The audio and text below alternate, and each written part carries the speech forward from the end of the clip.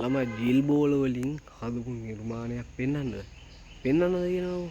පෙන්වන්නන්නේ. ඕම් බලනවා හරිද? මොන තරම් වැඩෝ දින්නේ කියලා. ඒ වැඩෝ කියන්නේ ඉතින් අපේ ගෙදර කට්ටියම තමයි වැඩෝ ඉතින්.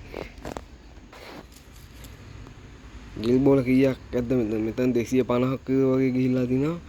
මෙතන ජීල් බෝල වලින් තෙරුවන් සරණයි කියලා තමයි කියලා තියෙන පේනනේ. ඔය ජීල් බෝල. තෙරුවන් සරණයි කියලා ලියලා තියෙන්නේ. මෙතන ඉඳ ගන්න එහෙම පුළුවන් අපිට. දැන් අකුරු ටික අනිත් පැත්තට වගේ ජීල් බෝල ගණන් කරන්න ගියොත් එහෙනම් 30 දෙනා ගැලවෙන්නේ නැති විදිහට බස්සලා තියෙන්නේ මේ පේනනේ.